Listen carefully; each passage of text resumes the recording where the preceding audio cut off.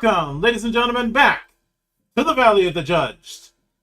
I am your one and only gaming monk, better known as Mildra, and with me I have my usual good brother and sister with me here for the festivities. In the red corner, we have good brother Sig, who him and I will probably end up going through the classes in DFO and adapting them to my system sometime in the future. Wait, we're fighting? When did this happen? and making her proper appearance on her first full season of the Valley of the Judged, good sister Tabby. I'm just wondering when this whole DFO conversation started because, I'm a huge fan of that too. It was something that kind of got started when I was going through the demo of First Berserker. And since I was in the middle of finalizing some of the stuff for Legend Edition, I pitched the idea of adapting some of the character archetypes in DFO into my system. I think for most of them, it would be pretty easy to do. There's only a couple that might be tricky. Honestly, I think the one that the Dark Knight and the Creator specifically, I would think. Yeah. I would have to. I wouldn't try and recreate them one for one. Obviously, that's not possible. I can think of a way that I would handle Dark Knight. Creator, that's where things are going to get tricky, and that might require using some of the advanced rules. Woo, sounds exciting. I'm down. But for Glacial Master, like the Neo Glacial Master and everything, I was like, I had kind of created a Final Fantasy version of that by using a spellcasting monk and like having him chuck like freaking icicles and stuff. It was fun. I know this sounds like a humble brag or something, but that's easier to do in my system than whatever you were using at the time. I can guarantee you that. No, I was just using my brain. But anyway, legitimately, it's just my brain. So now, as far as why Farsight of all games to get the season treatment, well, there's a few things. One, it's been quite a while since I have tackled a space opera on this series, and two, given the fact that the Exodus video game and TTRPG is supposedly on the horizon, which I remember when I looked at the character sheet for that, and I was thoroughly disappointed that, despite them not claiming otherwise, it is using 5e's framework. Yeah, I think I saw that on X the other day when you were talking about it. Mm-hmm. They didn't outright say that it's using the framework, but I have eyes. I was about to say, I saw that sheet, it's pretty easy to see. I'm like, yep! Though I don't really understand the logic of releasing a download for a character sheet for a game that isn't available yet. You at least would want to do like a quick start or a starter box set instead, but I'm reminded that this is Wizards of the Coast and they do not operate on logic. The video game, on the other hand, might fill the niche that people have wanted after being burned by Mass Effect. That's the vibe I get, but that's another story. Farsight, on the other hand, this is a game that I have done an interview about years ago, and have covered a few times beyond that. And one of the funny things about this game is, on its Kickstarter, it bills itself as 5e evolved. However, if it was 5e based in that regard, I can guarantee you it would not be in this monastery. Yeah. look, if it was that, then I wouldn't be talking about it. Right. Because and I even pointed this out when I did the interview years ago which I will note that interview is another case of I have too many Italian friends. The core mechanic is not a D20, but instead 2D12. And further... Yeah, I noticed that on the book. Further, it was... I even brought this out, and I have Word of God confirmation. Star Wars Saga Edition was a major influence.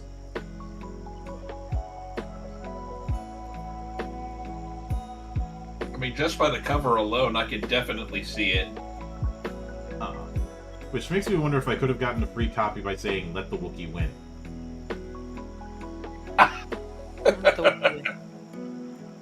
Which I know that sounds ridiculous, but that's what happened when they were distributing copies at Gen Con for Saga Edition years ago. Mm-hmm. That you could get a free copy if you went up to the booth and said, "Let the Wookiee win." Now, oh, that's awesome. Now, are either of you familiar with Star Wars Saga Edition? I have, let's see, that's the one like Edge of the Empire and Age of Rebellion and all that? No, it's not. No, this was the second Star Wars TTRPG that when Wizards of the Coast still had the license. Some of the elements within it were precursors to elements that would be in D&D 4th edition. I am unfamiliar with this then. This is new territory. But Saga Edition was the second attempt to do Star Wars in the D20 system. The first one was Revised. Revised was absolutely terrible. Then again, it came out 4 months after 3rd edition came out, and I know some people lamented when 3.5 came out, but if I'm being honest, as somebody who had read through the 3.0 books, 3.5 was needed. There was a 3.0 was very undercooked in a lot of places.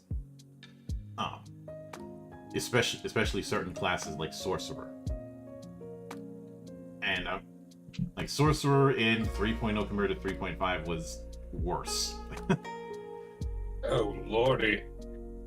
To the point where I think it was either Skip or David hated sorcerers and was like, these do not need to be in the book as its own class.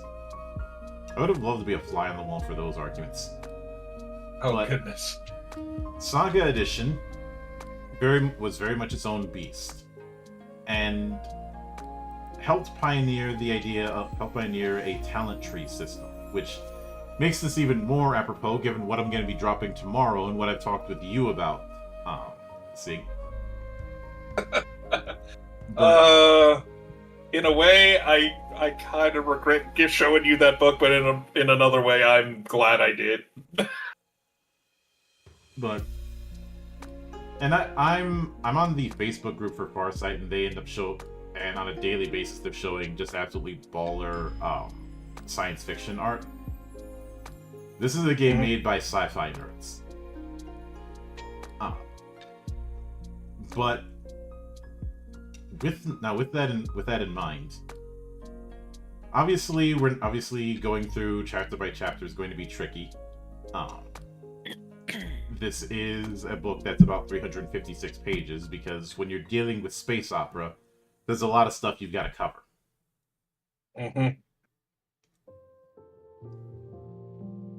And now, fortunately, we have bookmarks, and we have very organized bookmarks. I'm glad for that. We also have hyperlinks in the table of contents, and let me check the back. We do have an index. Huzzah! If this game did not have an index, I would have done a proper roasting. There's also the fact that during the pre-release, somebody homebrewed Vogons as a playable species.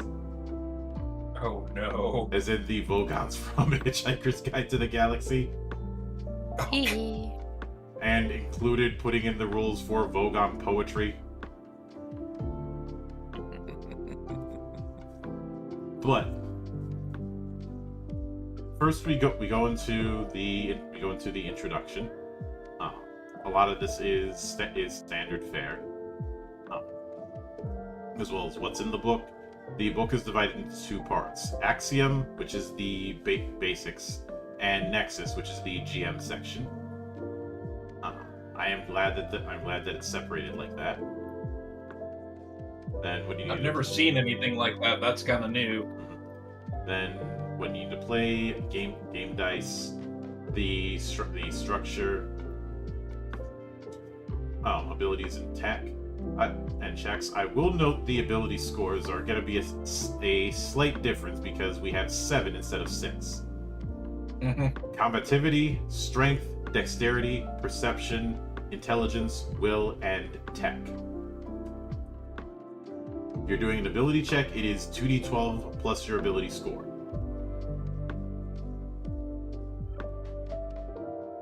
If one of the die results in a 1 or a 12, you get a special result. If your advantage and disadvantage is exactly what it sounds like. Though sometimes, whenever advantage and disadvantage is in these kind of games, something that I will house rule is it doesn't stop at 1.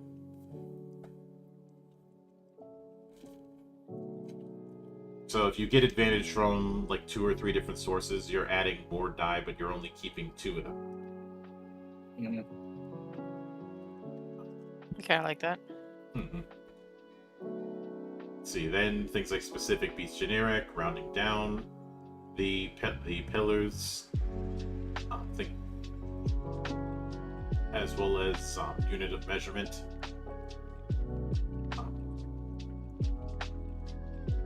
But then we get to what's going to be the big focus here, and that is characters. But I'm just gonna say this outright. There is not a single bad art piece in this entire book. No. I'm kind of getting weird Destiny vibes in a way from this, and Destiny had some pretty good artwork, but this is top notch. I do know that there have been a couple attempts to do Destiny in TTRPG form. There was that one by Greer Eto who's kind of disappeared, that used fudge dice. There is also the one that was handled by a different person who's paywalled his thing on Patreon, but it looks to be just adapting the 5e rule set. D and Destiny, yeah, I'm familiar with that. But it looks to be just, and if I'm being honest, I find that kind of lame. Yeah. Only because when I think of what Bungie would call the dance when it comes to Destiny, I don't think D&D is the right call. Especially, definitely not. I know some might say, well, a warlock is just the game's caster.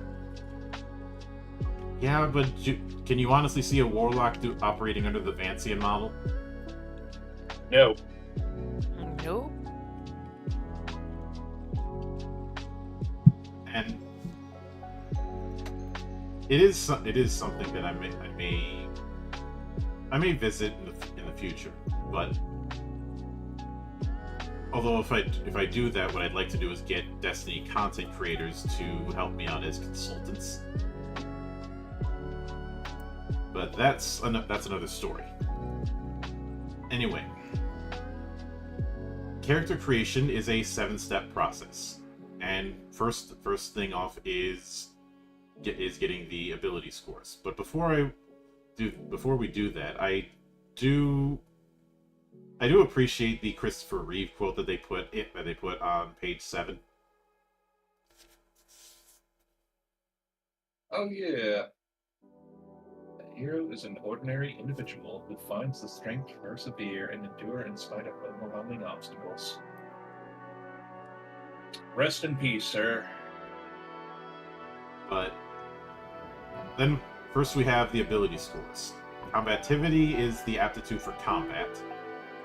Strength is muscular strength. Dexterity, you know what dexterity is. Perception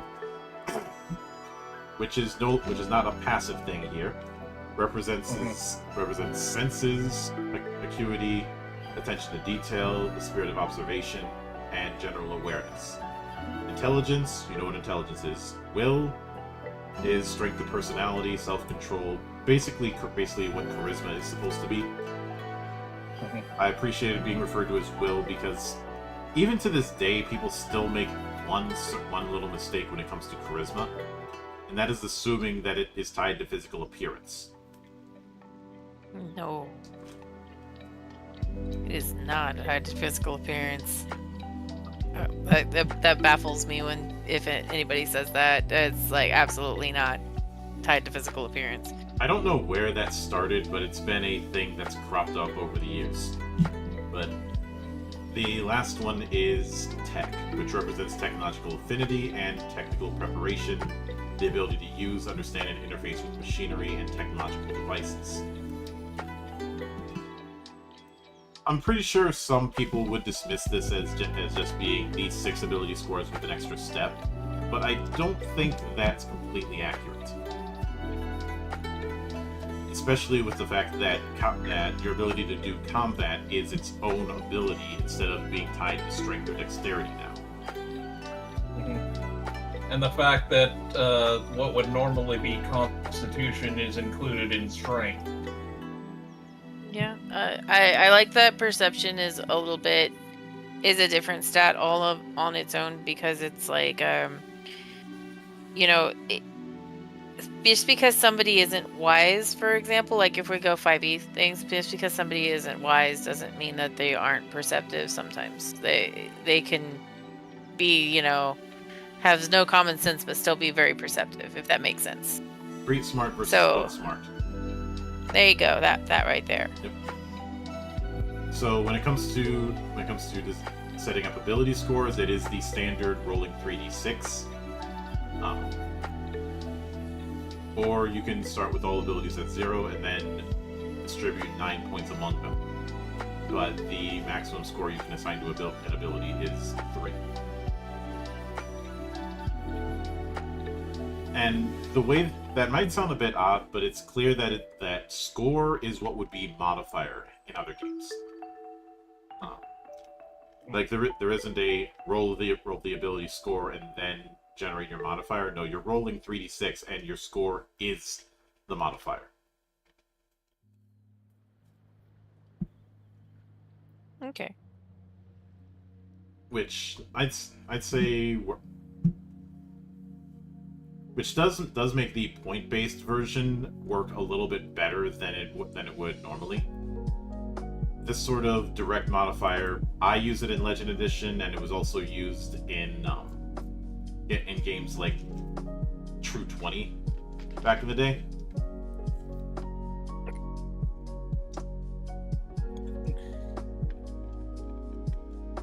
But then they bring up skills and how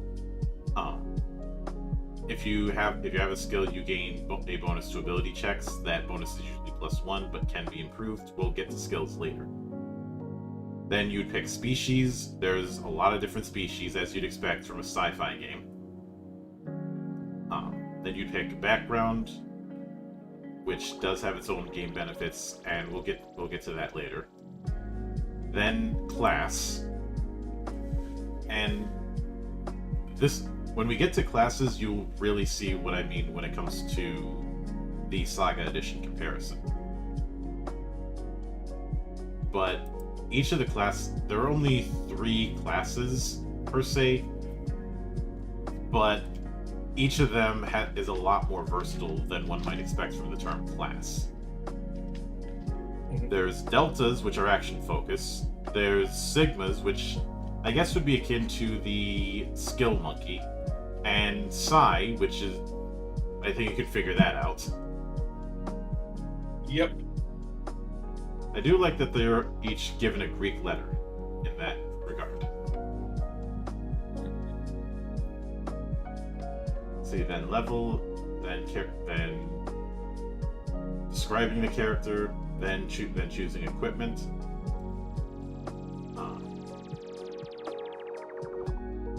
Then completing these statistics. First being vitality points, which is basically your hit points. This is going to be based on your class. Your death threshold, i.e. how hard it is to kill them on the spot, and it's equal to 10 plus your strength and will mods.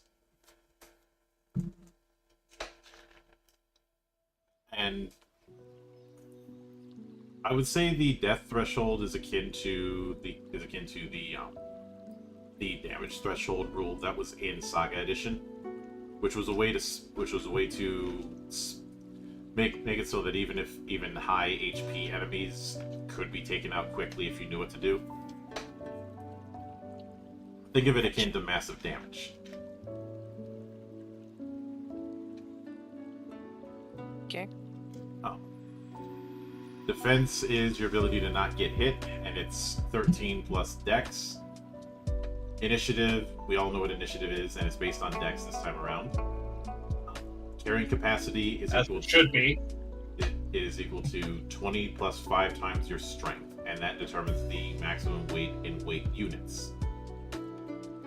I am glad that we have weight units instead of using pounds or kilograms, because whenever real-world measurements get used for this sort of thing, it creates problems. Yep. But after going through the basics, and hello there, Joe. You're just in time as we're getting started with Farsight.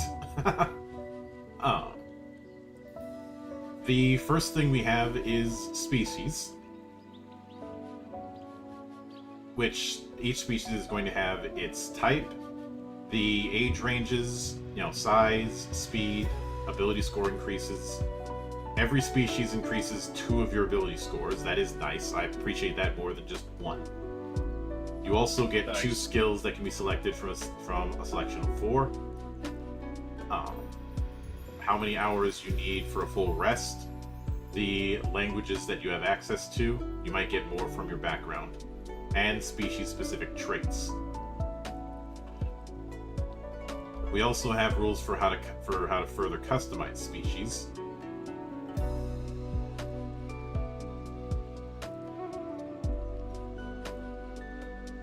And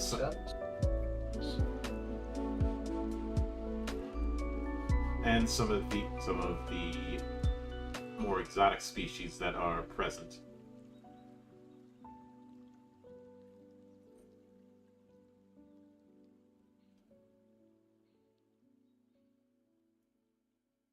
We also have a nice sidebar about going into the in-universe way that so many of the species have a humanoid shape. But really, that kind of thing is a splitting hairs thing. Gotcha. But the first species we have is the Dalok, which are described as stocky and robust herbivorous humanoids, with an appearance that vaguely resembles that of terrestrial bovids. And then going into their appearance, their particularities, their attitude, a few names. The pack is basically their pack, their clan, what have you. And then you have their traits. So as far as ability scores, they can get a boost to strength and will. They can get boosts to cunning, insight, stamina, or trading as far as their skills. They have thermal vision, they have sensitive eyes, so they have disadvantage against things that would make them blinded or dazzled. They have resistance against bionic damage, a affinity to cold, the Merchant Town tradition, so advantage on an ability check that concerns evaluation of goods and items.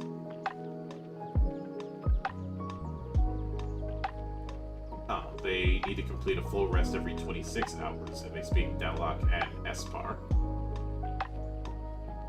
And because the way the species is set up is going to be very familiar to folk who have a background with 5e's setup. The the page formatting looks very similar as well. Yeah, it looks exactly like almost all of the homebrew stuff that you would come across or anything like that. It's very, very much just what you'd be used to in any kind of 5e content. Just with better art. Much better art, indeed. yes. But let me see how many species that we have here.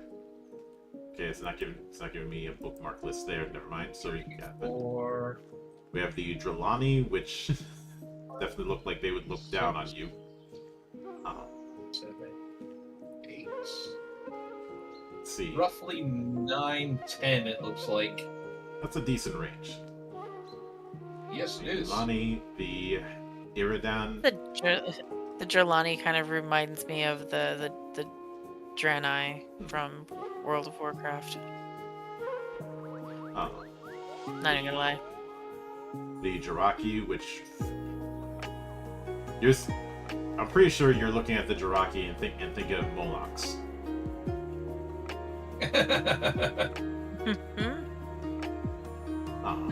The Kendraven, the Kurgan, which if you wanted your not subtle race, that's one way to go about it. The Navarian, and of course Terrans. I like the Navarian. Yeah, and of course Terrans, which are humanoids.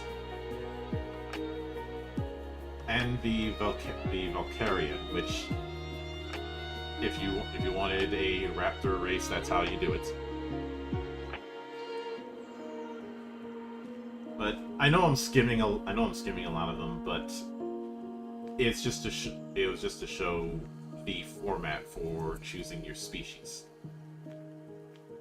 But then we have backgrounds, and the main thing that you get from backgrounds is 2 more skills, potentially some more languages, starting equipment, and a background trait.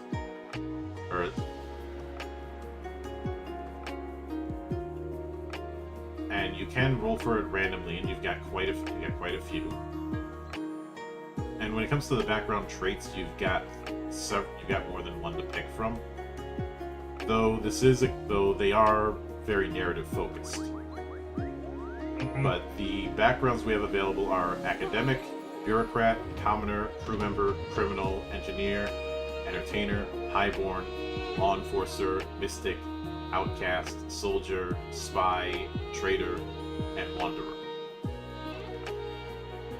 Oh, they put in a class for me, or a background for me. I was legitimately about to say that, and I was like, look, it's Siggy right there. I'm pretty sure somebody's gonna put me in mystic.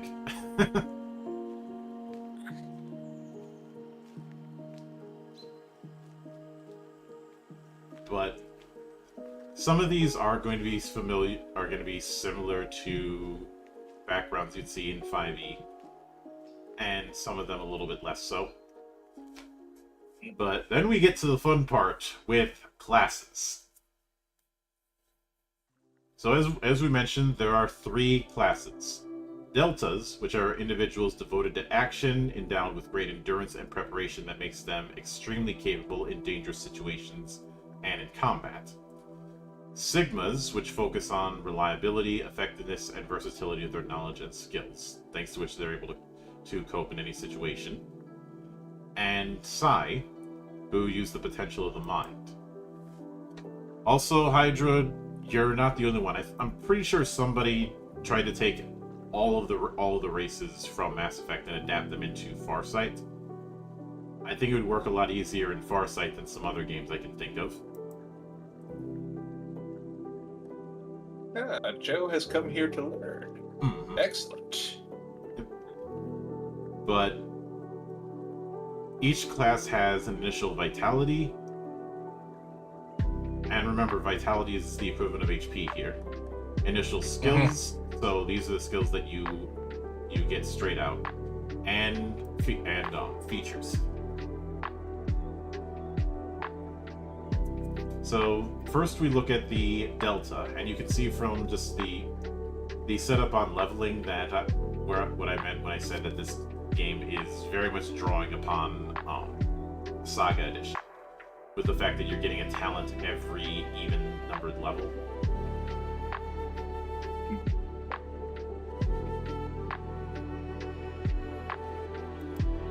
And something else that's kind of hinted at is the fact that weapon use and the like is its own skill. There isn't a universal basic attack bonus or something like that. No, it is still skill based here.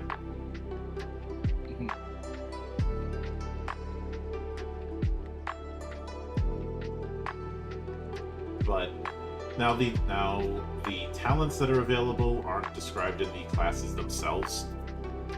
But you can see every odd numbered level you're getting either a new feature or an improved version of it.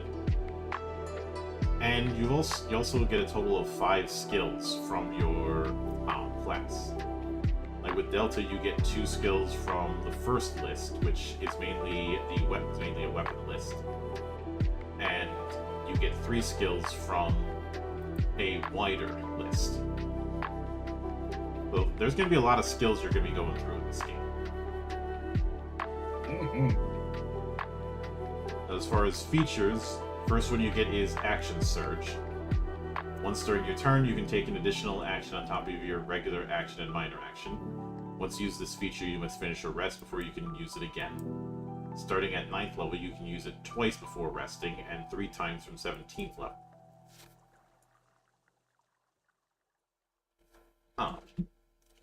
I know that there's been a lot of waffling back and forth regarding the length of resting. I'm taking a per encounter approach with this sort of thing, because making something like this a once a day thing would be stupid. Especially considering that it seems like each species has its own period where they need to rest. So I'm not really interested in doing the whole short rest, long rest thing. I know some people say that that's the successor to the encounter and daily powers in 4th edition. They're wrong, by the way.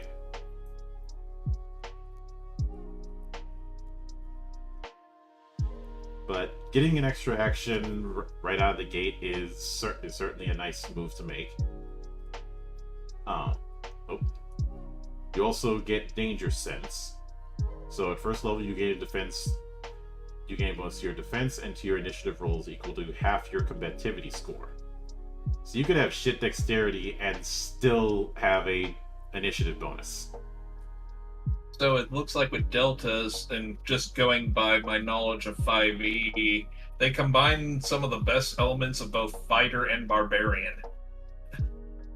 Yeah, that's what I like. When I thought Action Surge, I was just like, that's fighter. Danger Sense, that's barbarian. Chosen Weapons is more of like is fighter. It's just very much.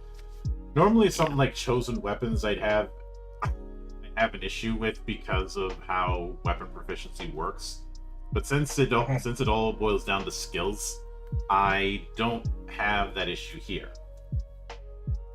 So the way to describe it is, at first level, choose one skill you have from the following: cold weapons, energy weapons, kinetic weapons, or natural weapons. When you use a weapon of that type, you gain the following benefits. You ignore the weapon's strength requirement. When you hit, you deal +1 damage, and you have advantage on checks to avoid being disarmed. At 3rd level, you can choose a second skill you have from those listed above to apply this privilege to. See, then we have talents, which you get every even level. And talents are going to be organized in trees. You have extra attack at 5th level, so you can attack twice instead of once, and then 3 times when you're at 13th. You have Indomitable at 7th level, so you can reroll a failed attack roll or saving throw, but no takebacks when it comes to that. Once you've used the feature, you must finish a rest before you can use it again. You can use it twice before resting at 11th and 3 times at 15th. And then specialized weapons. At 19th level, when you hit using your chosen weapon, you deal +2 extra damage. Also, once per turn, when you roll damage for an attack made with your chosen weapon, you can re-roll damage. So a lot of those may sound kind of ab, but it's clear that where the real crazy stuff is going to happen is through the talents. But then we have Sigmas, which... Sigmas are definitely the skill monkey. Definitely. So you only get 1 weapon skill, but you get 2 skills from the non-weapon list, and then 2 more skills from those any skills not mentioned in the previous 2. So technically speaking, even though you don't have as many weapon skills, you'll have more in other areas. But they start out with Assured Outcome.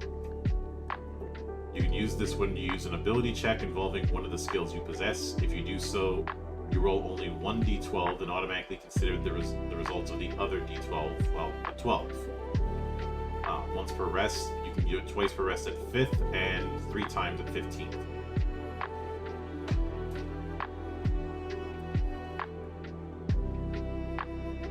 So basically, if you're using a skill that you have training in, instead of 2d12, it's 12 plus 1d12, which is a very nice touch. Yes. See, then expertise. Choose 2 skills you possess. Whenever you make an ability check involving one of these skills, you can decide to reroll one of the 12s after seeing the result, unless the result is a 1. If you reroll a d12 in this way, you must accept the second result.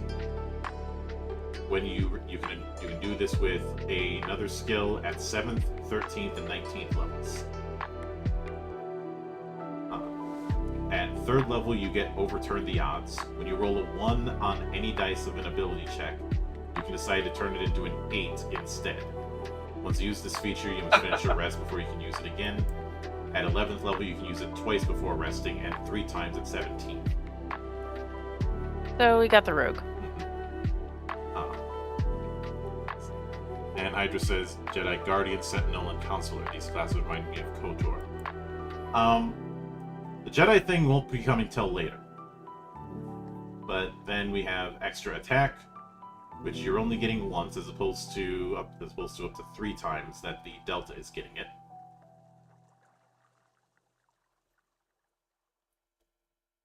I should note there is no hit die approach that we've seen. It is a case of your initial vitality is a static number plus your strength and your will modifiers. For deltas, it's 15, and for sigmas, it's 13. But then we have the psi, which, yeah, this is your biotic, this is your mage, what have you. Their vitality base is 11. Instead of getting weapon skills, you get the fortitude and psionic skills, and 2 more skills. Now, one thing I will note that I appreciate: we are not doing the Vancian bullshit. No.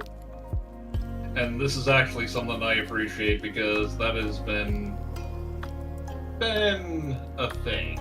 And even in my early days playing RPGs, I've always used an FA system versus the Vancian crap. I think I shared with you the video I did a few months ago about the Vancian model. Yep. I'll also share it with you later, Tabby, unless you saw it when he did. No, and I'm gonna be honest. I'm like, Vancian does not ring a bell, so I'm like, hang on. The spellcasting No, model. it's basically the magic. Go Go ahead, Mildred. Oh, It is the spellcasting model that's been used in most editions of D&D and adjacent games. The whole Oh, like the spell slot thing? Yes. Prep your spells and all that? Yeah, prep your spells, and you're not getting that, and you're not getting those spell slots back until you do an 8-hour rest. That whole thing. Oh, that's always annoying. That's why I play a warlock. I consider that advantage. I did a 20-minute video going into detail why I don't like it, and it isn't due to new additions. It's an issue I've had since I started. But I like an MP system more than that, just because it gives more freedom. Most people prefer an MP setup. But anyway, obviously the first thing that you get is psionic powers. We'll be getting the psionic powers in detail later in this series, obviously. But there's a few things to know. First is practice, which are minor psionic powers that can be manifested without expending psi points. So we are doing an MP system. The praxis column is the number of ones that you know. Praxis, I'd say, is akin to cantrips. Mm-hmm. Powers is the amount of powers you know, which depends on your level, as indicated by the powers column. You can only learn powers that belong to disciplines you have access to. Every time you get a new level, you can decide to replace a power you know with another one. But they have to belong to one discipline you have access to.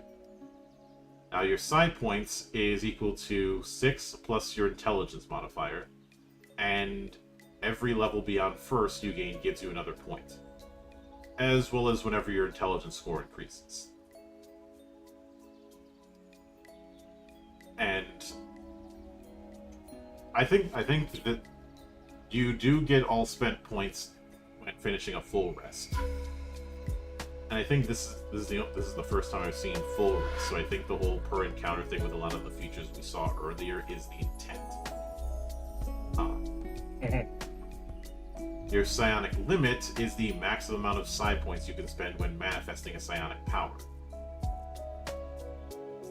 In other words, you can't necessarily alpha strike when using psionics.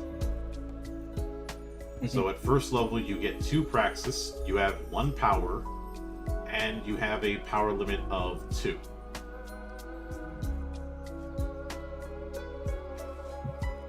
Now, when it comes to discipline, you have at first level you get access to a psionic discipline of your choice. You'll get another one at 7th, 13th, and 19th levels. And let me see what okay, it's not going to tell me from just the tabs what the disciplines are. At 3rd level, you get Eidetic Mind, which gives you the benefits that you can vaguely sense magnetic fields, and this allows you to always know where north is, provided you're on a planet with a geomagnetic field. You can keep track of the passage of time instinctively, even if you're devoid of any reference. And you can perfectly remember anything you have seen or heard by a number of months in the past equal to your intelligence score. So they took the Keen Mind beat from 5e here. That's like almost word for word Keen Mind, except they like spacified it. At 9th level, you get Psionic Restoration. Every time you finish a short rest, you recover 1 psi point. When you reach 15th, you recover 2. And Iron Mind. At 11th level, you have advantage on ability checks made to maintain concentration, to resist effects that make you stunned, and to avoid letting others see your emotions. Warcaster. Yeah, if I'm being honest, if I'm running this, I'd be a little more forgiving when it comes to getting back psionic powers. Because a problem that can happen when you have a limited resource is people can get too conservative with it. The rainy day paradox, as I've called it. Also known as 99 megalixirs.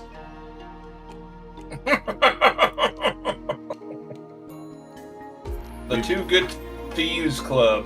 Yep. But then we get to talents. And I know looking at the talent list, one might think, this is the equivalent of feats. No, this is a talent tree. Each of the Yeah, you talent could definitely see that. each of the talent lists that you see here has its own list of talents. I do appreciate that we have prerequisites for it. So you do have to consider what you're building. But for example, armor training, the approach that they have is armor training itself is the talent. Every time you pick a rank in it, you pick one of its perks, assuming you qualify. So there's shield expert, so you ignore shield's strength requirement and consider all shields as light weapons for the purpose of 2-weapon fighting. When you wield the shield, in addition to applying its bonus to your defense, you also apply it to your dex saving throws unless incapacitated. When you wield a large shield, if you're affected by an effect that allows you to make a dex saving throw to half the damage you take from it, you can use your reaction to take no damage. If you succeed on the saving throw, placing the shield between you and the source of effect. If you attack with a shield and hit, you can make an attempt to shove the target as part of the attack. So how shield should work. Mm-hmm.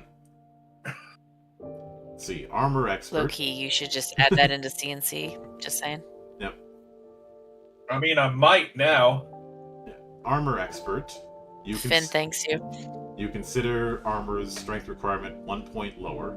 So if an armor requires strength 2, you treat it as if it requires strength 1. If you wear light armor, you ignore its armor penalty. And that can be further specialized with armor veteran, so when wearing medium or heavy armor, you have advantage on any ability check made to avoid falling prone or being moved against your will. And you ignore armor penalty for medium armor. Or armor master.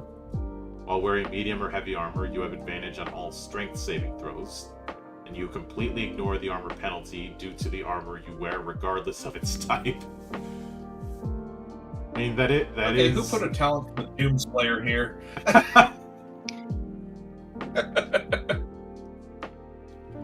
I just want to, have that just so that I can be a literal turtle. I want to be a speedy turtle. And lob shields at people. But I think you can see with the different talents, even though it's referring to it as talents and perks, this is essentially a talent tree setup. It doesn't branch as much as the ones in Saga Edition, but the spirit is still there.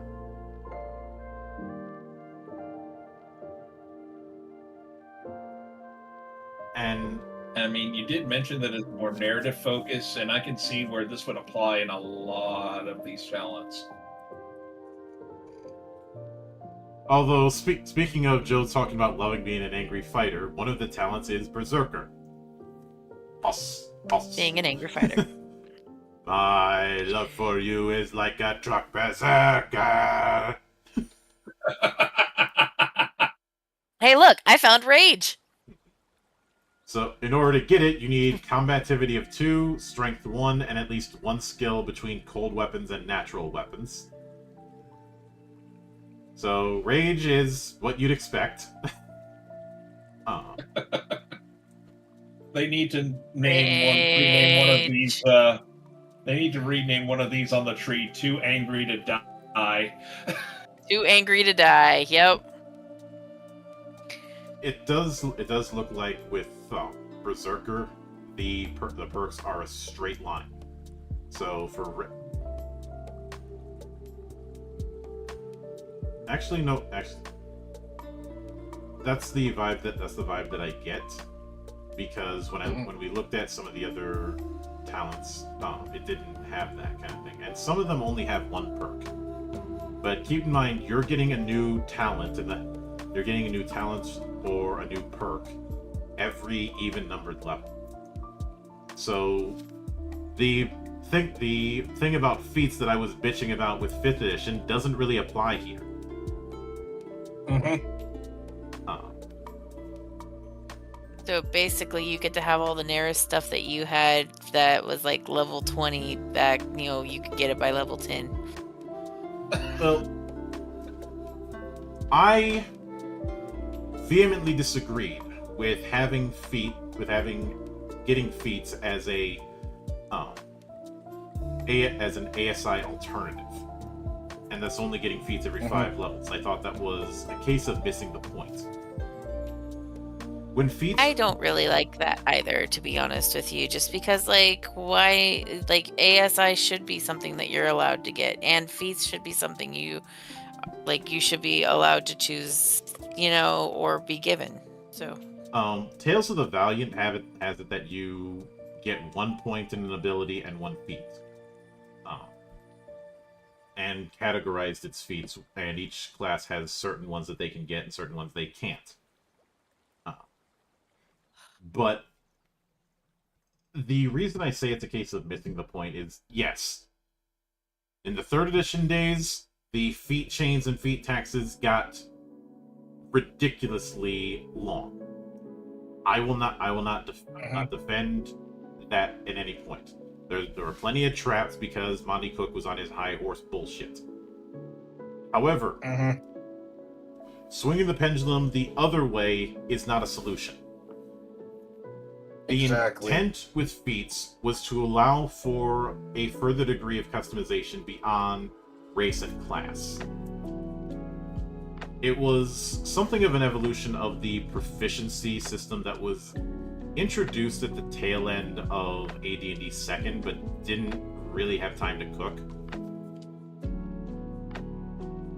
I first saw the proficiency thing during the Black Book era. And that was mid-90s, so TSR was not long for this world at that point. Yeah. But the only way I can justify the whole you're only getting essentially 4 feats over the course of an adventuring career is if the feats are sufficiently powerful, and a lot of the feats in 5e aren't. Nope. Or they are far too situational for the cost. That's why we kind of homebrewed a lot of different ways to get them, just because it was it's just too much to be like, oh, well, let's wait 4 levels for you to be able to see better. Okay, that's not fair. So we literally homebrewed so many things just so that there'd be easier ways to get feats and stuff like that, basically changing the game into a different thing. As a consequence of that, I believe that's why you see so many classes that have feats in all but name. A big example I would point to is things like fighting style for the fighter, and especially invocations for warlocks. I like my invocations. They're very fun. But I get what you're getting at, because literally it is all it is just, hey, you get another feat after every other level, you get another little warlock feat. Yeah. Effect-wise, they would have been feats in other games. Legit warlock main for a long time. But or possibly the worst. I've been a warlock main for so long, because he's right. You just do everything you can, and you can be like, oh, well, I'm gonna swap out this one invocation for this invocation and do this for this, and oh, look, now I'm situationally better than anything else because I'm awesome and I can see in the dark and I don't have to sleep, and so nanny boo boo, I win. Yeah. But speaking of Mass Effect, I have to get a chuckle that one of the talents here we have is Biotic. Although it's not going to work the same way as a Mass Effect Biotic, but you get the point. There are some talents that are just singles, like Cybernetic Affinity, which just gives you a higher tolerance for installing cyberware. Cybernetics is one thing we will get to later. But what if I want to have psycho sickness? Wrong. You're in the wrong Or game. whatever it was called. I mean, I see cybernetic affinity, and literally all I'm thinking is Shadowrun or Edge Runners or, like Cyberpunk, and I'm like, oh, okay, so this is, make it so I can be more like David, cool. Or, I can do more things. Yeah, you can be more like David, including how his story ends. Oh. Yep. You know what? Fair. Also, you are now thinking of, I really want to stay at your house. What? You're welcome. No, that's fucked. Damn it, no, I'm sad, Mildred. Now I'm sad. I'll give you a hug later. But I do appreciate that getting something like a drone, which is its own talent instead of being a class feature. And a lot of these would be class features in other games, but I appreciate that they're talents so that even though there's only 3 classes, much like with my own game, there's a lot of customization in terms of what you can do with those classes. I like customization abilities because, that way you're not... nobody's psionic class is going to be the same. Nobody's anything is going to be the same because they're going to be like, I want to be a psionic class with a drone, but I also want to be a berserk. I don't know. For some reason, now I'm going to be a berserker psionic class, and it makes no sense, but I'm going to do it because I want to. Yeah.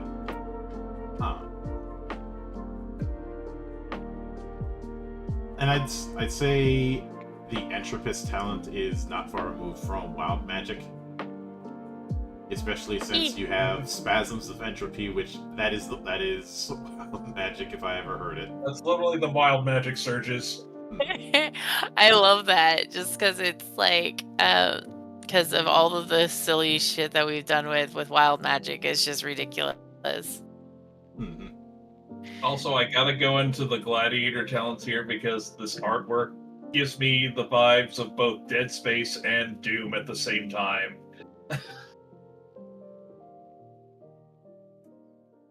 It's the helmet, isn't it? Yep.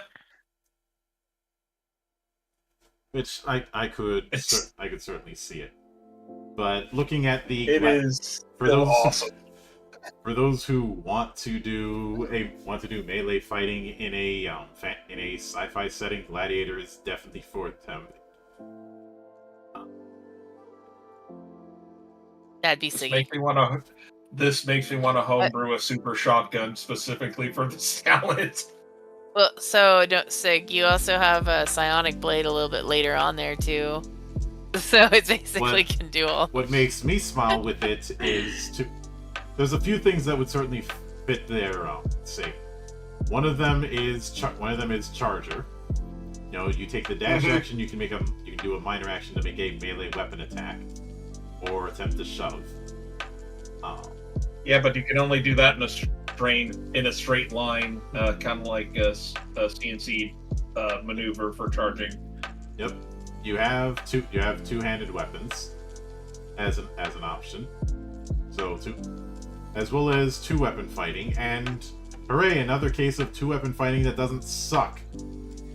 Sorry, I have after the bullshit of 2-weapon fighting back in 3rd edition, I have that has entered into the Book of Grudges. I just want to be a demolition expert. Yeah, not to mention it's carried over not just in TTRPGs, but in some MMOs like the fucking World of Warcraft, for example. See, that's why I like when in MMOs, it's like WoW, it did do that, but in 14, it's like nah, wait, you might be fighting with 2 weapons, where ninja, for example, but it's doing the same damage. So, and it actually works. Do either of you remember the feat chain just to make 2-weapon fighting worthwhile in 3rd edition and Pathfinder. I Unfortunately, remember how to did make it not. worthwhile. I know how to make it worthwhile in 5e because it was actually a feat chain there too to actually make it work like entirely. Yeah, so it's still the same damn problem. Yep. Yeah, it really is like because I was supposed to have a dual wielding ranger, and I'm like, man, this is pointless. And so like, ended up working with the DM and being like, no, I don't want to do this. I want it to be a dual wielding ranger, not this. And so he's like, okay, fine, I'll figure it out. And of course, in my own system, dual wielding is stupid easy. Just have a weapon with swarm. There you go. There you go.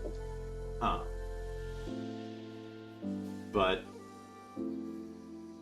I also appreciate Psionic Slayer as a thing because I have done Mage Hunter builds in the past.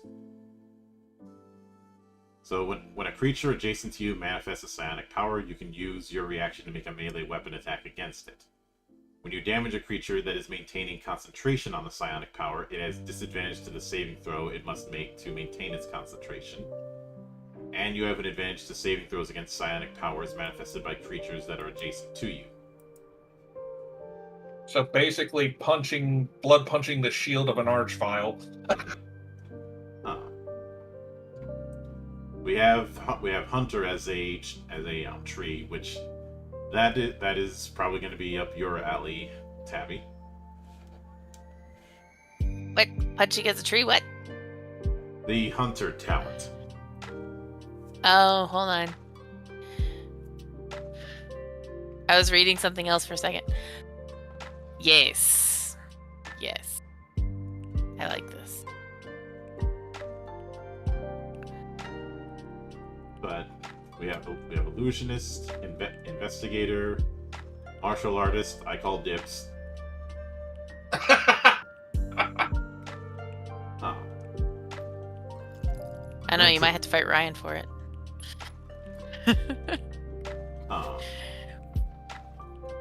We also have metamagics in the form of metapsionics as a talent instead of a class feature. Mhm. Let's see, physical endurance. I'm not a big fan of how Second Wind works, but it's an improvement. I guess it's a improvement over how it works in say 5e.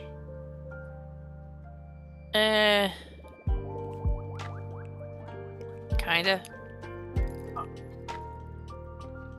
It's still a case of missing the point of what Second Wind was supposed to be from 4th, but they're working on the basis of 5e, so I won't give them too much shit over that. But well, like this physical endurance thing, Unstoppable. I've seen in a homebrew feats. Because I was homebrewing up to level 30 for a 5e game. And I've seen this Unstoppable as like a homebrew thing. But I saw it for a paladin, and rather than a like Second Wind type thing, where they had just their aura would literally, if the person didn't have max HP, they would do that. So like this one kind of seems a little bit underwhelming in comparison to what it was in 5e, to be honest. So like it's kind of like they like underpowered it,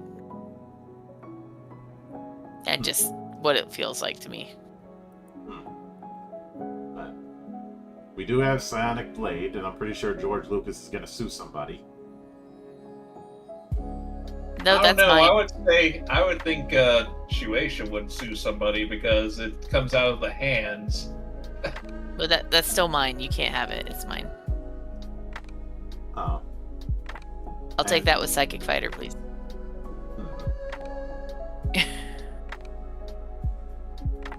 We have Scoundrel, we have Sharpshooter, we have Sneak Attack. And because of the fact that the only ones that have a class requirement are the ones that are tied to psionic abilities, there's nothing stopping you from building a fighter with Sneak Attack. I like the Scholar thing too. Like up there, it was actually like having a kind of like a fighter type with Scholar is just interesting to me. I like the Vanguard because it's more like a duelist type thing, and that's kind of up my alley. I like the Duelist for, like, Technomedic. a knight. I like the Technomedic because it's much more like a healer, and that's kind of like most of the time I play healers. I have every once in a while I play something that's more punchy, but I almost always play a healer. And this just kind of feels more healery. The only time I play healers is when I can be an offensive healer. So, Sage, essentially. or the combat medic. Or the combat medic in Veil of the Void. So do you like Bounty Hunter and SWTOR where you get to shoot your healing bullets into people? I haven't played SWTOR since they were still using the hero engine, and I quit because of all the bugs. I like shooting people to heal them. It's fun. But then we have the description part of things, which is standard fare.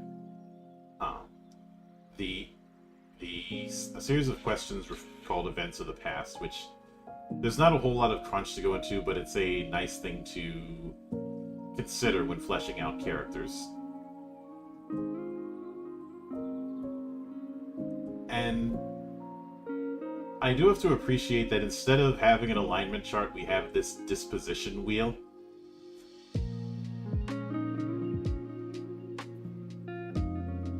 Usually a character possesses a disposition, which describes in general terms its propensity towards a certain type of behavior.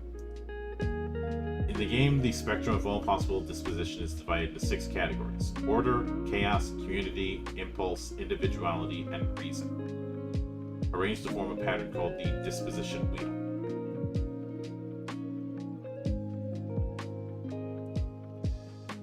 That's interesting. I certainly appreciate this more than say the 9 alignment grid.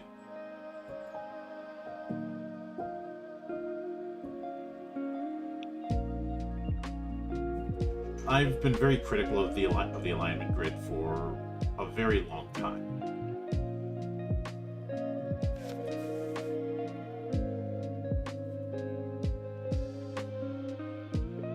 But then we get because the alignment grid doesn't give you shades of gray.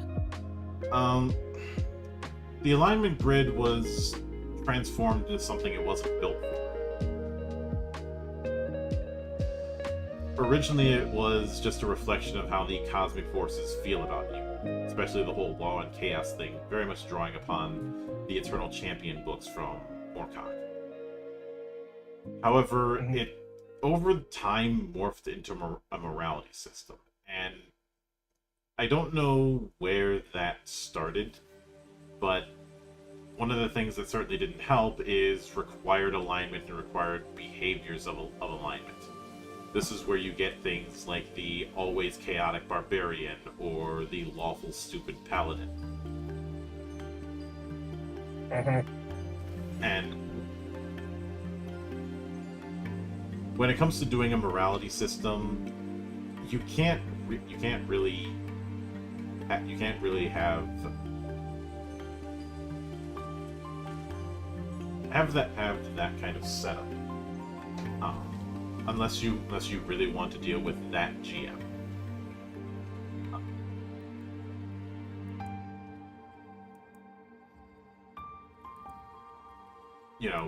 The one who. I kind of like. I kind of like the way that Sig does our things in Castles and Crusades, even though we may have an alignment, because that's kind of the way it's set up. He'll go, if your character does something that is like, I play a paladin, and like my character does something that's kind of against what my god would want me to do, rather than be like, oh, well, that might be an alignment shift, or you might be thinking like it might be like aiming toward that. It's like, no, you feel a disapproving look upon you, and it's like, okay, I definitely, like, I wouldn't want that, but it's also like kind of plays upon deities having more influence over alignment than you having it, if that makes sense at all. So, like, it makes it so that it's definitely more of that deity driven, and for like a paladin, which is a whole lot more fun in my opinion than, oh well, a paladin doesn't have to have a deity. Which, the whole a paladin doesn't need to have a deity, I feel like that's a cop-out. It is. Then again, those are the same people who said that you could reflavor a paladin to make a samurai class, and I'm like, no. I was about to say no. Then what's the point of having the samurai? What's the point of having the samurai fighter class? That wasn't a thing yet. I don't like how subclasses are used as a way to get out of making new classes, even though a certain theme might. That's true. But anyway, after the personality stuff, we do have gaining levels, and it's clear that it's not exactly the way it might appear in other affairs, because it is again more freeform. So every time you level up, you get 1 more point to vitality. So we're not dealing with really high HP kind of affairs here. You also get 10 advancement points, which you can spend either on increasing an ability score by spending AP equal to double the current value of it, up to a maximum score of 6. So if you're increasing it from 2 to 3, that would cost 4 AP. You can also increase the bonus granted to one of your skills by 1 by spending a number of MP equal to the value of the bonus you get, up to +6. You cannot increase a single ability or score by more than 1 point per level, but there is no limit to the number of different abilities or skills you can increase. If you don't spend all your advancement points, the ones you don't use get added in the next time you level up. Level advancement does not allow the character to acquire new skills in addition to those they obtain at first level. But they can learn new skills by spending their downtime for this purpose. And of course, depending on the level you go up to, you get whatever class features are appropriate. Yep. This does also mean so there's that... I was about to say, so there's no real way to unscrew your character, like in the early levels or even in, mid-level range. This also means the game does not have the proficiency bonus set up. Which is good, because that can get broken real fast, and the power creep is ridiculous. What, being able to roll a minimum of 45 stealth? You don't like that? Oh god, don't even remind me of that. For me, proficiency bonus was a case of missing the point again. It's very much built around the whole half-level bonus that was in Saga Edition, for instance, as well as in 4th Edition, which had its issues. But my issue is the fact that what you can apply that proficiency bonus being based on proficiency results in this wide gap between things that you have training in and things that you don't have training in. Whereas the half-level bonus was a universal bonus that was just increasing the floor for you.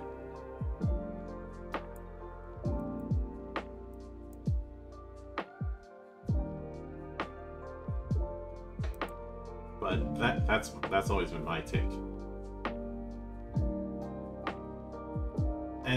And because of the fact that it's built on advancement points, I'd say Farsight would be easier to set up at higher levels if you wanted to. Since everything revolves around those advancement points. And you're not really dealing with hit dice or anything like that. We do have the 4 tiers of play, but those are pretty much the same as the 4 tiers that barely get used in 5th edition anyways. But that more or less covers the character creation part of Farsight.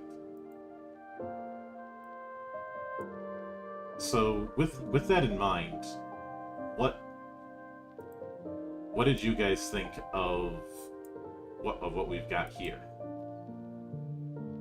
I've already got a bunch of character ideas forming in my head for this, because this seems like it'd be a very fun thing to run a campaign for. I kind of agree. I think it'd be very fun to run a campaign for it. It does seem very like it.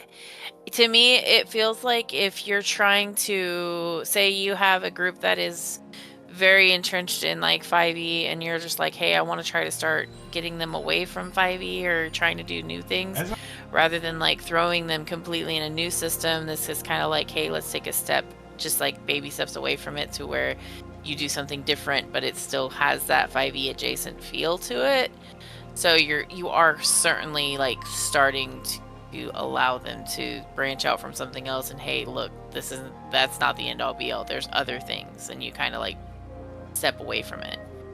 I also have characters that are coming in mind, and like it definitely has that feel of being able to just kind of roam the galaxy and do the things. There's a few features here and there that I don't quite agree with the decisions on, but it's small potatoes in the grand scheme of things. And the ones I do have issues with, I can easily mess about to fix those issues.